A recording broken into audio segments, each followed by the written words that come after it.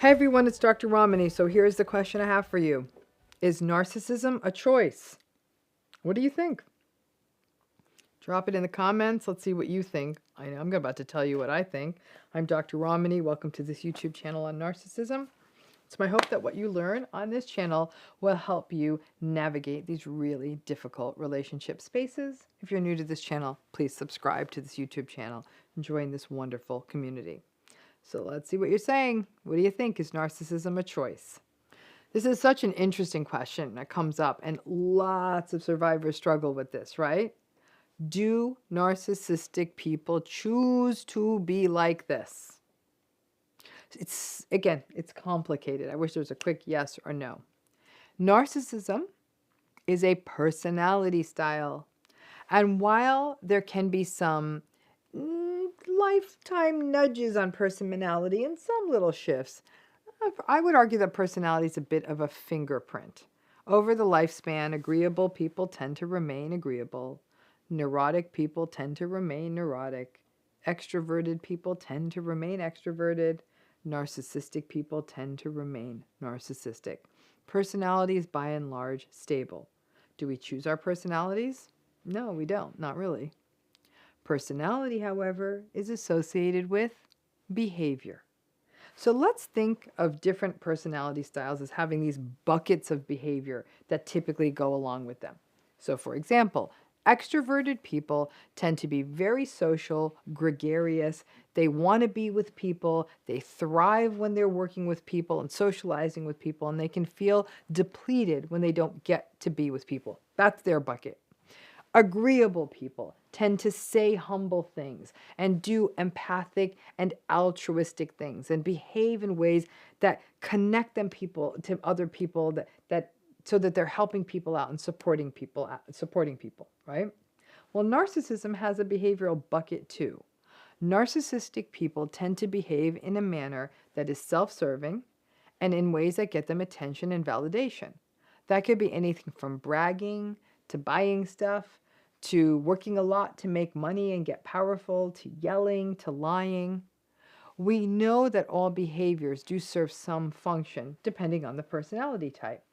For the agreeable people, it may be that they want to do things that let them feel like they're part of relationships that are really reciprocal and mutual. For extroverted people, they may do things that get them around people. They just get up and leave the house so they can hang out with folks, right? For narcissistic people, they do things to maintain their inflated sense of self and to dominate as an offset for their inadequacy and their insecurity. The narcissism is not a choice.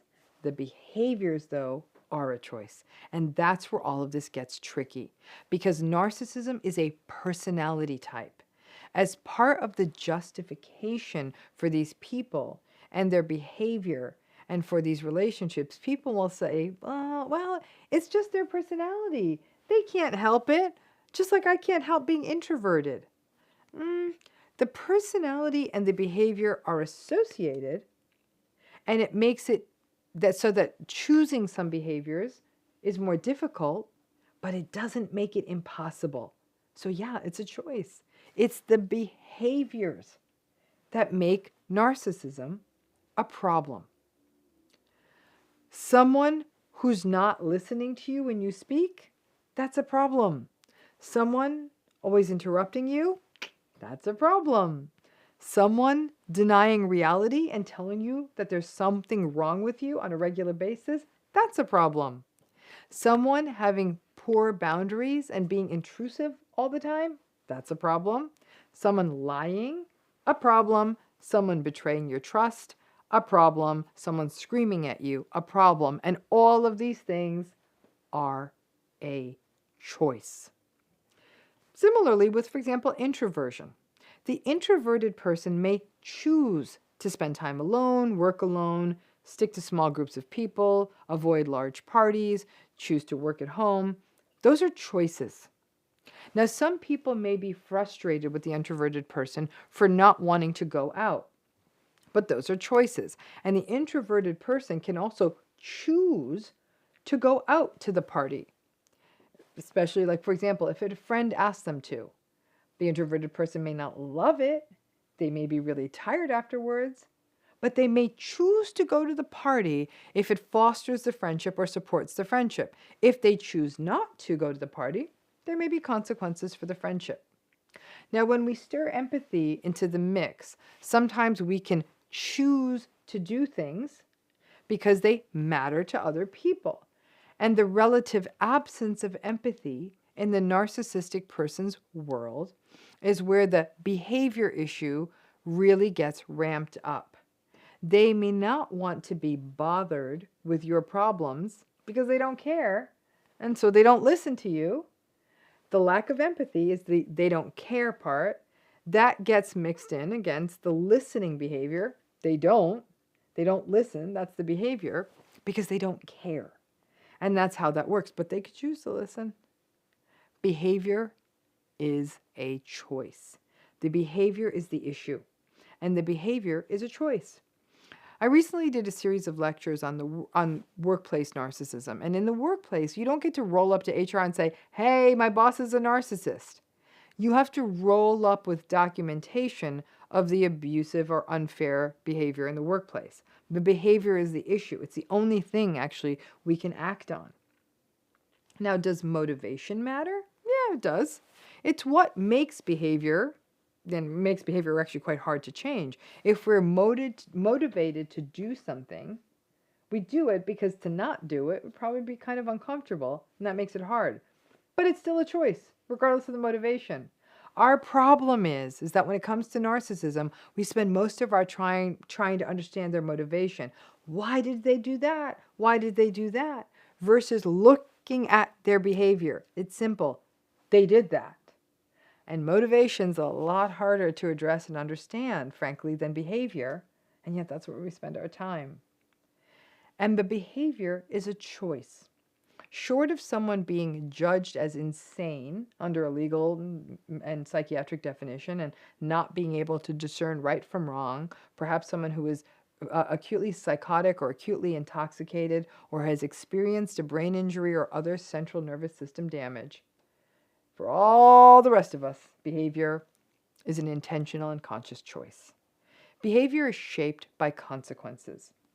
We may want to cut to the head of the line, or drive as fast as we want, or not stop at the stop sign, or tell our friend that their dress is ugly, or break something, or not go to work, or not go to a friend's party because we dislike their friends.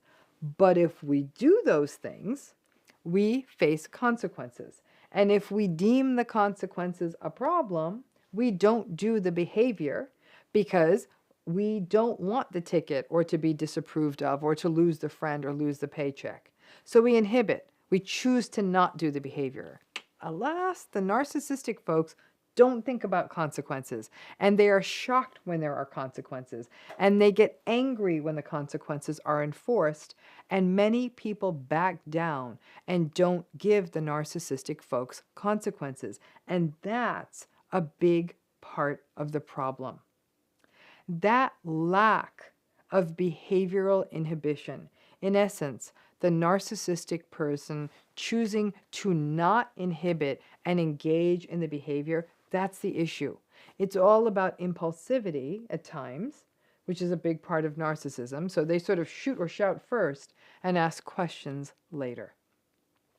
And the bottom line is to remember, behavior is a choice. Yeah, inhibiting behavior can be hard sometimes, but we catch ourselves and we live with that discomfort of having to inhibit certain behaviors. The entitlement of narcissism means that they believe that they should be able to say what they want. Entitlement keeps the bad behavior going. I will grant them this. For narcissistic folks, inhibiting is harder than it is for people with other personality styles. Again, as an example, walking up a flight of stairs is what it is. But if you put a heavy backpack on someone, going up those stairs just got harder. It can still be done, but it may just be slower and more awkward to get up those stairs, but it can be done. For narcissistic folks, inhibiting is harder. Listening to other people is harder. Waiting their turn is harder, but it can be done. They don't get to say, It's hard for me to listen. That's not a viable excuse. They need to put their grown-up pants on and just figure it out. When they don't inhibit and just do what they want, that's a choice to do that. It's an easier choice for sure. And their behavior is, in essence, telling all of us, you aren't worth the effort. Sometimes we do things we don't want to do for other people because that's empathy, that's reciprocity, that's a human relationship. That is a choice that narcissistic people find difficult. They don't want to inconvenience themselves for other people.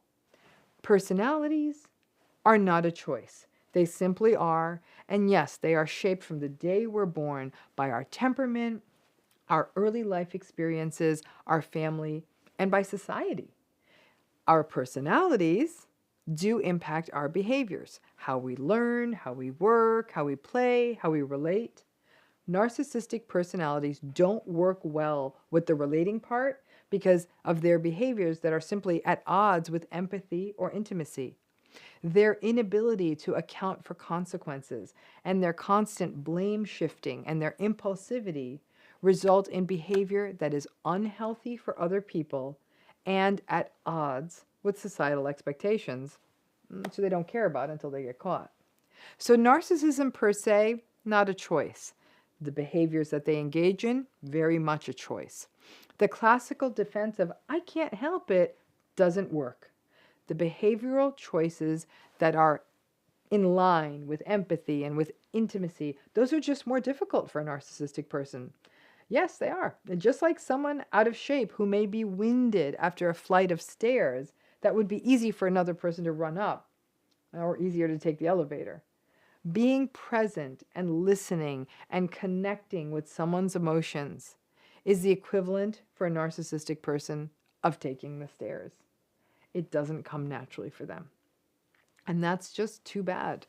Just as for people who, I don't know, may struggle with food and eating, avoiding sugary foods is hard, and eating them is a choice. For people who may struggle with procrastination, just working or getting a task done is hard. But not working or not getting things done or missing the deadline, that's a choice. That responsibility taking is something we do not often hold narcissistic people to. We waste so much time trying to understand why do they do what they do? We don't just keep it simple and recognize they chose to do it. The why doesn't matter. They did it. To narcissistic folks out there who might be watching this video, use this to your advantage because being better really is as simple and as difficult as making different choices. To not yell, to not insult, to not interrupt, to not lie. And I acknowledge it's not easy, but without making those choices, I can promise you this, your relationships are never going to work, not with anyone. And for everyone else out there who's watching this video, and you're the folks who are experiencing the narcissistic relationships, I hope this video makes it more clear. So no, this isn't about you. It's not that you aren't worth them making the choice. It's that the choice for the narcissistic person in a certain circumstance just won't get them what they want, or it's not easy. The things they want are supply, attention, validation, dominance. They are driven only by the outcome, not by you. If they already have your supply, they may not care, and they're less likely to choose what is good for you. But ultimately, they are choosing to behave like this just because it's easier for them. That choice is harming the rest of us. And at the end of the day, the behavior, is a choice. I hope that clarifies that, and thanks again.